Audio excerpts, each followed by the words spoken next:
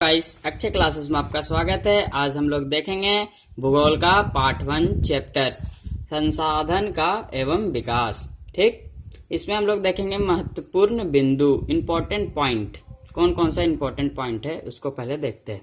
पहला पॉइंट, पर्यावरण में उपलब्ध प्रत्येक वस्तु जो हमारी आवश्यकताओं को पूर्ति करने में सहायता करती है और जिनको बनाने के लिए प्रौद्योगिकी उपलब्ध है जो आर्थिक रूप से संभव और सांस्कृतिक रूप से मान्य है, संसाधन कहलाता है, जैसे सूर्य, जल आदि।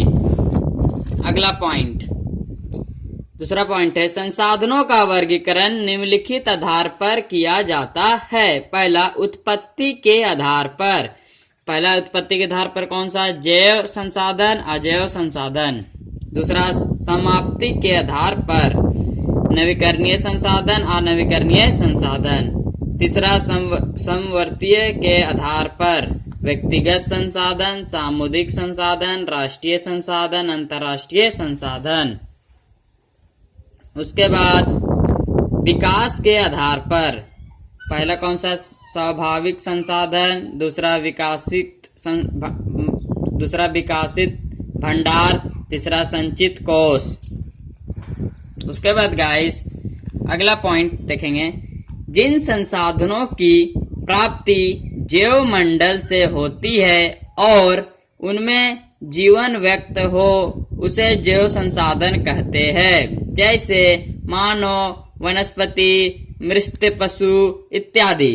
चौथा पॉइंट, जिन संसाधनों की प्राप्ति निर्जीवी वस्तुओं से होती है उसे अजैव संसाधन कहते हैं, जैसे चट्टान, वस्तुएं आदि।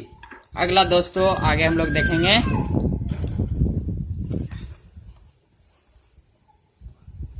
पांचवा पॉइंट, वे संसाधन जिन्हें भौतिक, रासायनिक या यांत्रिक प्रक्रियाओं द्वारा पुनः उत्पन्न किया जा सकता है उसे नवीकरणीय संसाधन कहते हैं।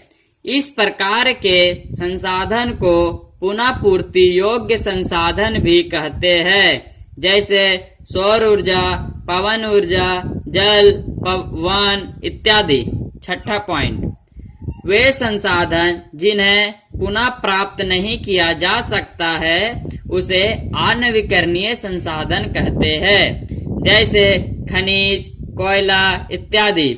इस प्रकार के संसाधनों का एक बार प्रयोग करने से उनका अस्तित्व समाप्त हो जाता है। सातवां पॉइंट, वे संसाधन जो किसी व्यक्ति विशेष के स्वामित्व में होते हैं व्यक्तिगत संसाधन कहते हैं, जैसे मकान। आठवां नंबर, वे संसाधन जो उन क्षेत्र के प्राय सभी सदस्यों के लिए उपलब्ध होते हैं उसे सामुदायिक संसाधन कहते हैं, जैसे चरण भूमि, शमशान भूमि। नौवां नंबर गाइस, वे संसाधन जो राष्ट्रीय या देश के अंतर्गत उपलब्ध है वे संसाधन राष्ट्रीय संसाधन कहलाते हैं, जैसे देश के अंदर विद्यमान खनिज पदार्थ, जल, वन और 12 समुद्री मील तक अथवा 19.2 किलोमीटर समुद्र क्षेत्र। इस समुद्र का क्षेत्र का दिया हुआ है 19.2 किलोमीटर समुद्र क्षेत्र फैला हुआ। 10वां पॉइंट, किसी देश की तट रेखा से 200 किलोमीटर की दूरी से परे खुले महासागरीय संसाधनों पर किसी देश का अधिकार नहीं होता है, इसीलिए इसे अंतर्राष्ट्रीय संसाधन कहते हैं। अगला पॉइंट गाइस 11 नंबर, जल दो जैवशील गैसों हाइड्रोजन और ऑक्सीजन का योग्य है। उसके बाद गाइस आगे हम लोग देखेंगे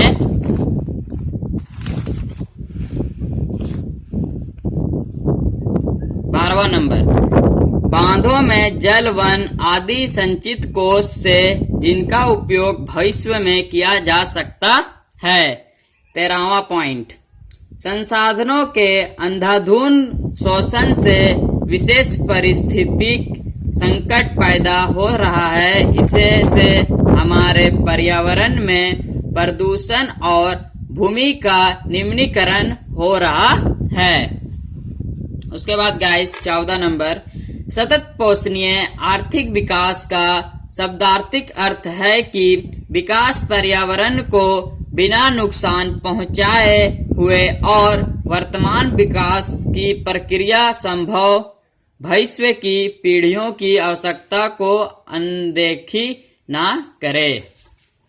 उसके बाद गाइस 15 नंबर, जून 1992 में 100 देशों से अधिक राष्ट्राध्यक्ष ब्राजील के शहर रियो डी जेनेरो में प्रथम अंतर्राष्ट्रीय पृथ्वी सम्मेलन में भाग लिए, जिनका उद्देश्य था पर्यावरण संरक्षण और सामाजिक आर्थिक विकास की समस्याओं का हल करना।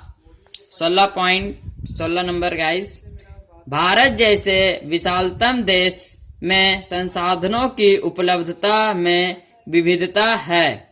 कहीं संसाधनों की विपुलता है तो कहीं संसाधनों की कमी, और कहीं संसाधनों के क्षेत्र में अत्यंत निर्भर है। 17 पॉइंट गाइस, संसाधन किसी भी देश के विकास में महत्वपूर्ण भूमिका निभाते हैं। इस दृष्टि से संसाधनों का संरक्षण अति आवश्यक है। 18 पॉइंट गाइस, गांधी जी के अनुसार हमारा पास प्रत्येक व्यक्ति की आवश्यकता पूर्ति के लिए बहुत कुछ है, लेकिन किसी के लालच की संतुष्टि के लिए नहीं। उसके बाद अगला पॉइंट गाइस 19 नंबर, भारत में भूमि पर विभिन्न प्रकार की भूमि आकृतियां जैसे मैदान, पर्वत और पठार पाए जाते हैं। 43% भाग में मैदान, 30% में पर्वत एवं शेष 27% में पठारी क्षेत्र हैं। 20 नंबर गाइस, भारत का कुल क्षेत्रफल 32.8 लाख वर्ग किलोमीटर है। उसके बाद 21 नंबर गाइस, भारत के कुल संचित क्षेत्र के लगभग 54% भाग पर खेती की जाती है। उसके बाद गाइस, पंजाब और हरियाणा में 80% भूमि पर कृषि कार्य की जाती है, जबकि अरुणाचल प्रदेश, भीमोराम, मणिपुर और अंडमान निकोबार द्वीप समूह में मात्र 10% क्षेत्र में कृषि की जाती है।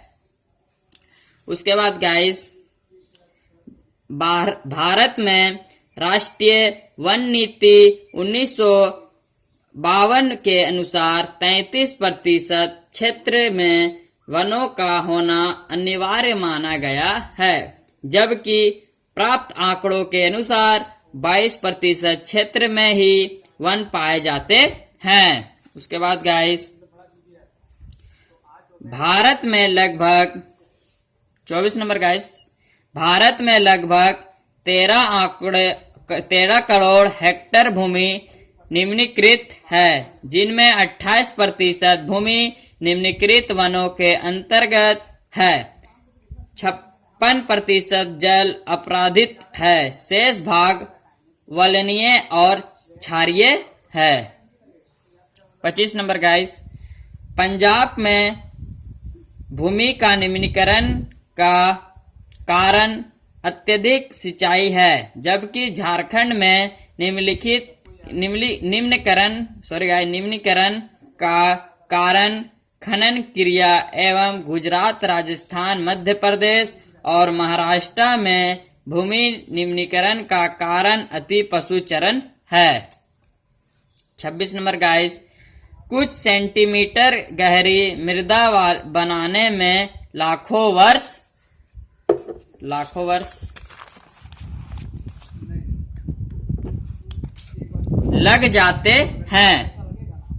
लग जाते हैं। 27 पॉइंट गाइस। मृदा बनाने के कारक उच्च वाष्प, सेल, जलवायु, वनस्पति एवं अन्य जैव पदार्थ है। 28 नंबर गाइस। मृदा बनाने की प्रक्रिया में निम्नलिखित तत्व जैसे तापमान, बहता जल, पवन, हिम नदी इत्यादि मुख्य रूप से सहायता करती है। 29 नंबर गाइस। मृदा का वर्गीकरण। पहला, जलोढ़ मृदा, काली मृदा, लाल एवं पीली मृदा, लेटराइट मृदा, मरुस्थलीय मृदा, वन मृदा। 30 नंबर गाइस। जलोढ़ मृदा के भेद। पहला, नए जलोढ़ मृदा अथवा खादन मृदा। दूसरा, पुरानी जलोढ़ मृदा अथवा बंजर मृदा। 31 नंबर गाइस। ऐसी भूमि जो जोतने योग्य नहीं रहती, इसे उपजाऊ भूमि कहते हैं। 32 नंबर गाइस। जब कई बार जल वितरण क्षेत्र को ढके हुए ढाल के साथ नीचे की ओर बहती है, ऐसे क्षेत्र की ऊपरी मृदा घुलकर जल के साथ बह जाती है, जिसे चादर अपरदन कहते हैं। 33 नंबर गाइस।